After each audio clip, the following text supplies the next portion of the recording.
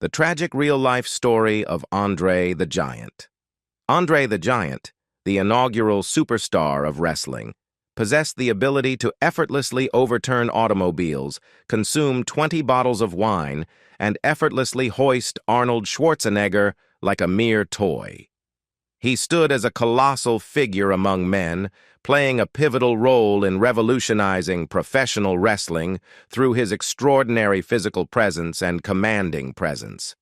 Yet, concealed behind the facade of his larger-than-life image and the resounding applause of his fans lies a profoundly tragic. Join us as we unravel the tragic real-life story of André the Giant, a tale of fame, adversity, and the indomitable spirit of a true wrestling legend.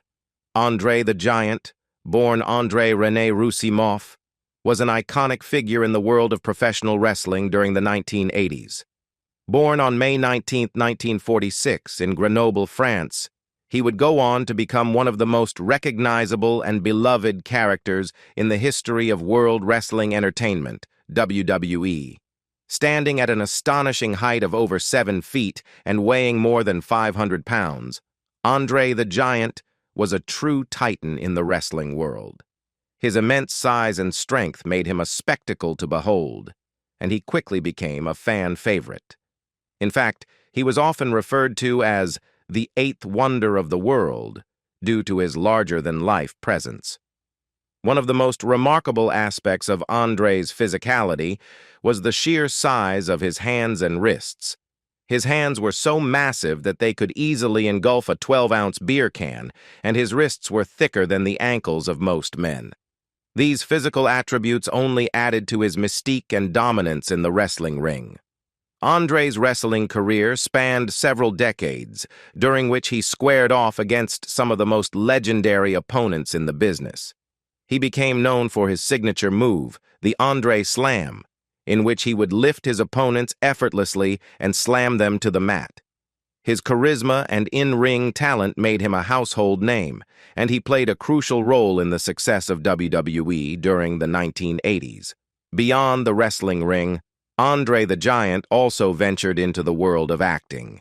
He made a big splash on the big screen, most notably in the role of Fezzik in the classic film The Princess Bride.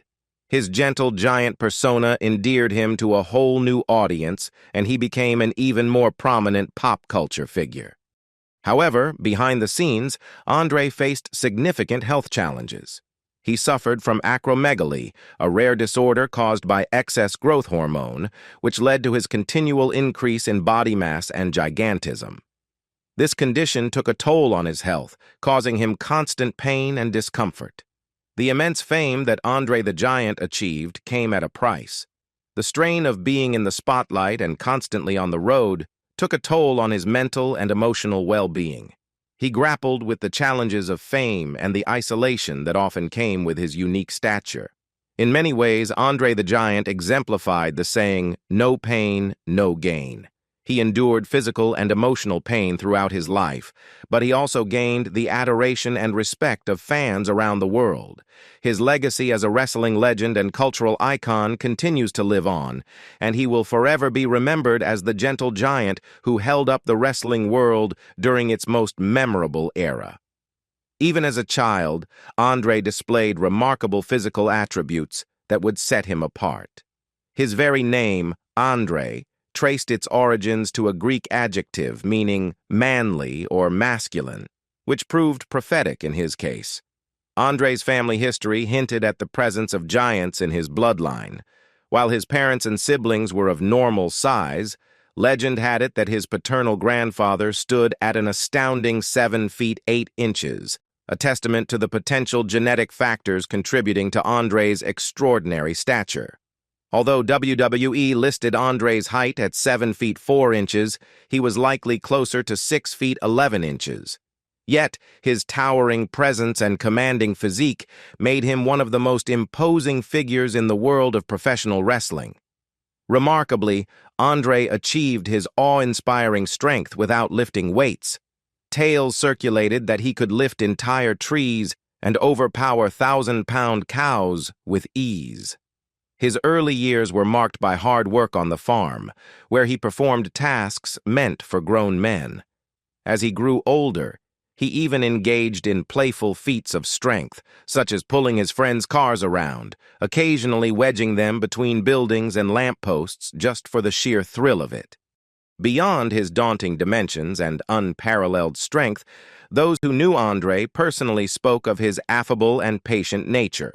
As a young man, he showcased his agility and athleticism in various endeavors. However, in the world of professional wrestling, many of his opponents were intimidated by his immense size, fearing that his sheer power could inadvertently lead to injury. Sadly, despite his remarkable career and gentle disposition, it was ultimately André's size that posed the greatest threat to his well-being. The physical toll of his colossal stature, coupled with the rare disorder acromegaly, which caused his continuous growth and health problems, would eventually take a heavy toll on his body. While storybook giants are typically portrayed as towering figures, André surpassed even those expectations. By the age of 12, he had already reached an astonishing 240 pounds and stood over 6 feet tall. His rapid growth was a testament to his unique genetic makeup. One particularly fascinating aspect of André's early life was his unexpected connection to the world of literature. He received rides to school from none other than Samuel Beckett, the famous author of Waiting for Godot, who happened to live nearby. Beckett generously helped the neighborhood children get to school, providing a glimpse into the remarkable community that shaped André's early years. As André continued to grow, he left home at the incredibly young age of 14, embarking on a journey that would lead him to the world of professional wrestling. At just 16 years old, he began his wrestling career, setting the stage for the legendary status he would achieve in the 1970s. During this era, André the Giant became the most renowned wrestler on the planet, capturing the imagination of fans across the globe. In Japan, he was known as Monster Roussimoff, while Canadians referred to him as Jean Fer. However, it was in 1973, under the guidance of the father of WWE owner Vince McMahon, that he was rebranded as André the Giant. This new persona would catapult him to even greater fame and success. Despite his towering fame, André faced daily challenges that were unique to his colossal size. Sports Illustrated's Terry Todd aptly compared him to Gulliver living in Lilliput, highlighting how even the most mundane tasks became enormous challenges for him. Things as simple as going through a revolving door required him to bend and take tiny, shuffling steps. Learning to play the piano was a daunting task because his massive fingers would strike multiple keys at once. Traveling in cars and taxis often required him to contort his body to fit, and bathing in standard hotel bathrooms was often an awkward endeavor. In essence, André the Giant wasn't just larger than life in terms of his physical stature. He was larger than daily life itself. His incredible journey from a rural upbringing to international wrestling stardom is a testament to the indomitable spirit of a man who defied the odds and left an enduring legacy in the world of sports and entertainment. While aspects of André the Giant's life appeared charming, the reality of his existence was often marred by the relentless curiosity and sometimes hurtful behavior of others. Born with a condition called Acromegaly, which caused his gigantism, André's life was a constant struggle against the limitations imposed by his colossal size. One of the most challenging aspects of André's life was the constant attention he received from people everywhere he went. Strangers were unable to resist staring at him, and the questions about his size were incessant. Understandably, André yearned for a taste of normalcy, expressing a desire in one interview to be able to spend just one day per week as a man of regular size. This longing was a reflection of the immense challenges he faced daily, compounded by the fact that he wore a staggering size 26 shoe. Despite his fame and success in the world of professional wrestling, André faced the heartbreaking reality that not everyone gravitated toward him. He recounted how, when visiting the homes of people with small children, the kids would often run away from him, even though they had seen him on television. He understood their fear but couldn't help feeling the sadness that accompanied such reactions. Acromegaly had distorted his face in unconventional ways, making him appear different from what people might expect from a giant, adding to the complexity of his public interactions. The insensitivity of some adults was particularly hurtful. WWE Hall of Famer Bret Hart shared instances where elderly individuals would angrily confront André for declining to sign autographs, a stark reminder of the harsh treatment he sometimes endured. In an HBO documentary, announcer Gene Okerlund revealed that André would cry because of the teasing and mistreatment he faced. In search of solace and refuge from the constant public attention, André found an unexpected sanctuary in the form of the QVC channel. This unique shopping experience allowed him to make purchases without attracting unwanted audiences and provided a rare glimpse into the challenges he faced on a daily basis. André the Giant's larger-than-life persona extended beyond the wrestling ring, and his legendary drinking habits became the stuff of folklore. While he stood as an island in a sea of spectators, he also found himself submerged in an ocean of alcohol, using it as both a means of enjoyment and, perhaps, as a way to cope with the pain he endured. USA. Today compiled a series of remarkable stories about André's prodigious drinking feats. Fellow wrestler Gerald Briscoe recalled astonishing moments when the Giant consumed 6 bottles of wine before stepping into the ring. Hulk Hogan, another wrestling icon, vividly remembered witnessing André downing a mind-boggling 108 12-ounce cans of beer in just 45 minutes. Some of his wrestling buddies even claimed that he managed to finish an astounding 156 beers at one sitting. Modern Drunkard magazine reported that during his time on the set of The Princess Bride, André ran up an astronomical $40,000 bar tab, a testament to his colossal thirst for alcohol. Legend even has it that he would challenge bars to tap out when he hugged beer kegs with his mighty grip. These stories about the world's biggest barfly may sound like preposterously tall tales, but they were scarcely taller than André himself.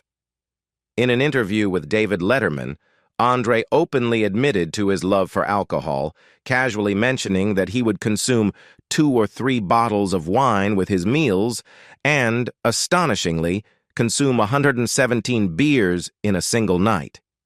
Clearly, he had a penchant for chugging, but it's essential to recognize that his excessive drinking may have been an attempt to drown his sorrows.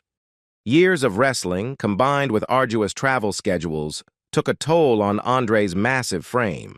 His acromegaly condition continually caused his bones, joints, and body to thicken, inflicting ongoing physical stress. In a world where wrestlers often relied on painkillers and other substances to cope with the demands of their profession, André chose a different path. He refused to follow the same route as his peers, having seen the detrimental effects of such substances on other performers. André the Giant's remarkable career in professional wrestling was characterized by his enormous presence both inside and outside the ring, as well as his legendary drinking habits. Despite his staggering consumption of alcohol, he rarely appeared impaired during his wrestling matches. Moreover, he was renowned for his commitment to making other performers look good in the ring.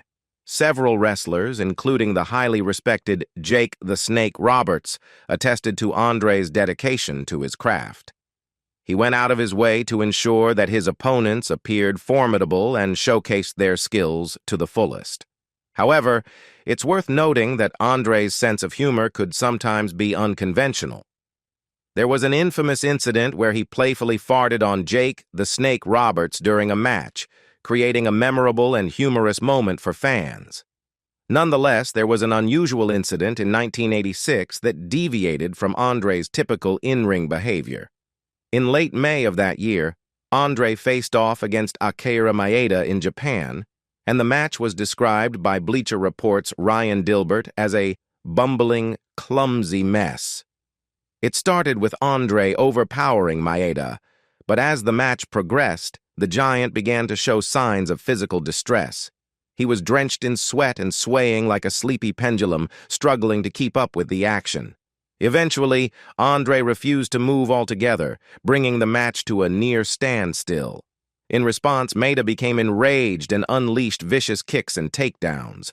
Another wrestler appeared to intervene, perhaps offering a mid-match lecture to the competitors. Seemingly disinterested, André rolled onto his back, allowing Maida to pin him. Opinions on what transpired during that match vary. Some speculated that André may have been under the influence of alcohol, while others believed he was asked to teach Maeda a lesson. It was known that André had a tendency to cut down opponents who displayed excessive arrogance, and Maeda had a reputation for being particularly ornery and cocky. However, it's important to consider that by this stage of his career, André's health had begun to deteriorate significantly. The physical toll of his gigantism, combined with the effects of acromegaly, made movement increasingly laborious, and he faced challenges even in simple tasks like breathing. Regardless of the circumstances, the incident was a poignant reminder of the physical and emotional struggles that André the Giant endured in the later stages of his life and career. Less than 3 months after his challenging match with Akira Maeda in Japan, André the Giant embarked on a new chapter in his life, stepping onto the set of the beloved film The Princess Bride.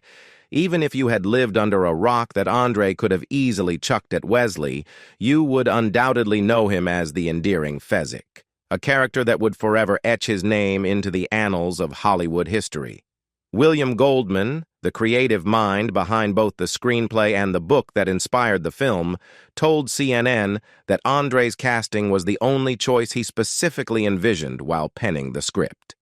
It turned out to be an exceptional choice. What made André's portrayal in The Princess Bride all the more remarkable was the departure it represented from his previous acting gigs. Prior to this iconic role, he had predominantly been cast as monsters and morons, playing characters like Bigfoot, Big Galoots, and the Big Goofy Demon in Conan the Destroyer. The Princess Bride was a departure because it emphasized his humanity and allowed his genuine personality to shine through. In many ways, Fezzik was a reflection of André himself, a sweet-natured colossus with a heart of gold. Co-star Cary Elwes, who played Wesley, affectionately described André as a real gentle giant who would go to great lengths to help others.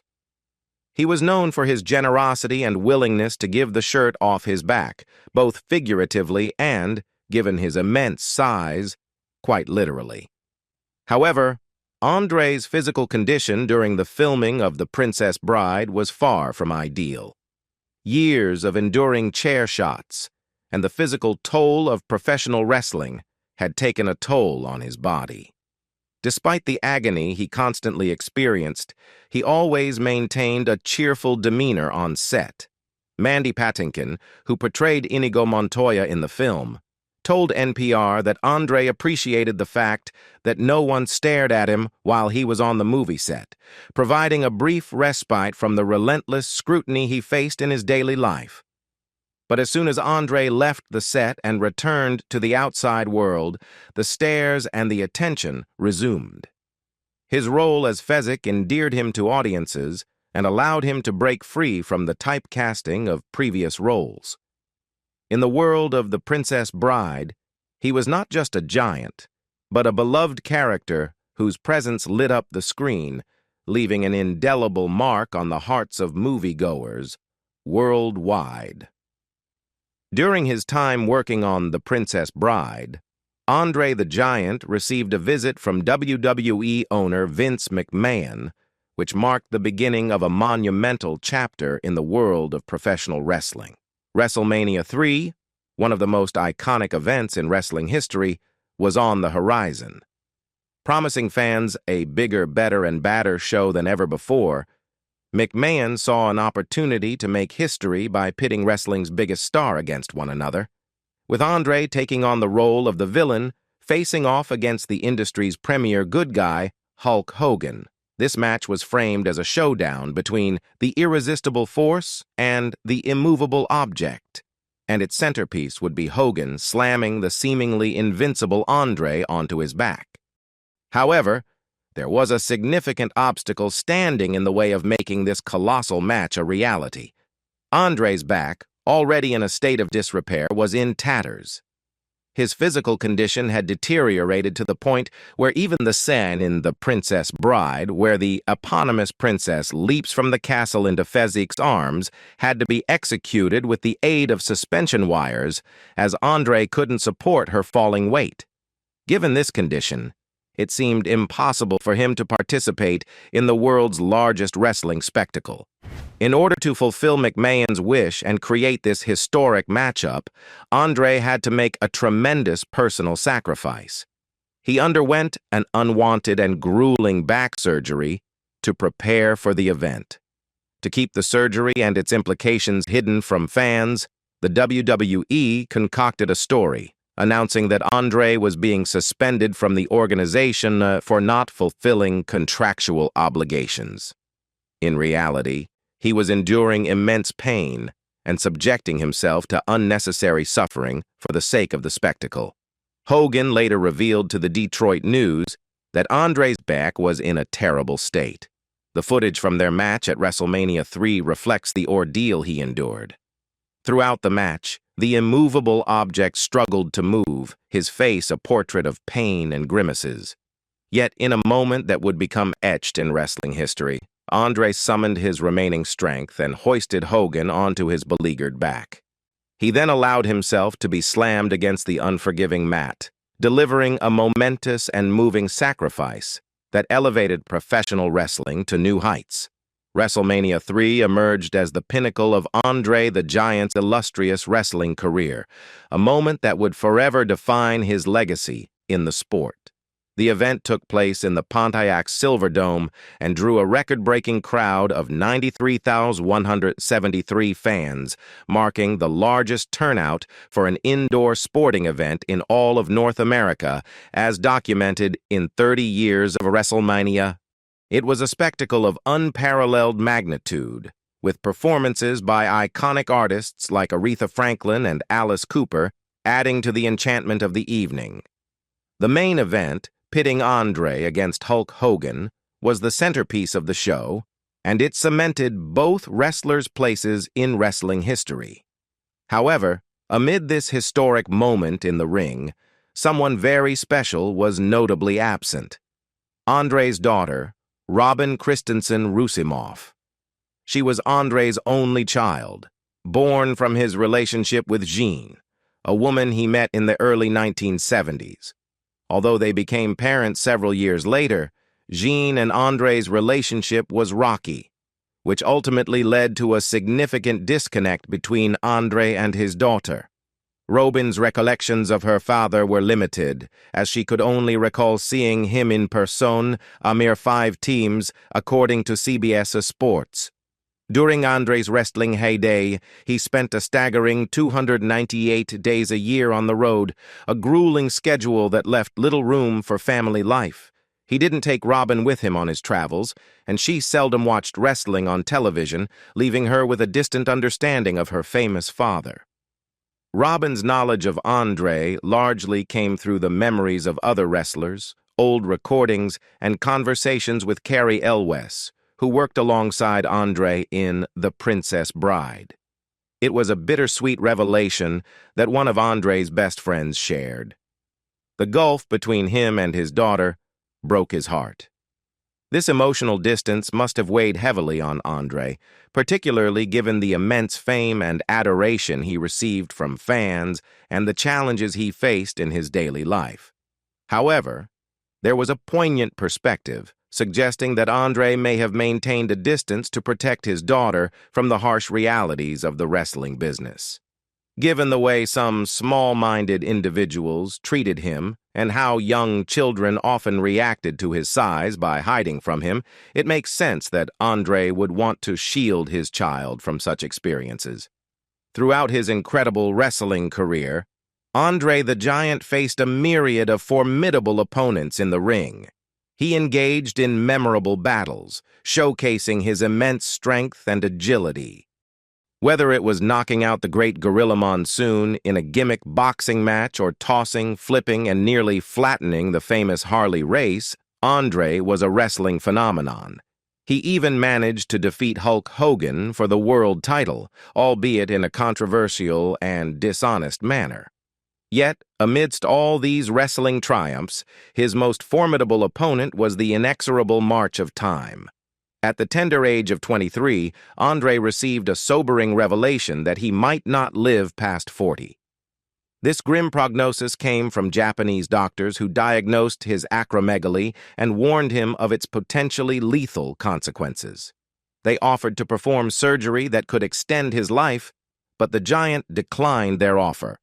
Rather than altering the body he believed God had bestowed upon him, André chose to embrace his unique physicality and use it to ascend to the status of a wrestling deity. During the early years of his career, time seemed to be on André's side.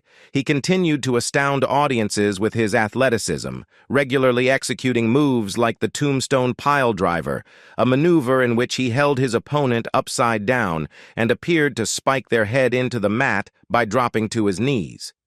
However, as the years passed, André's body began to betray him.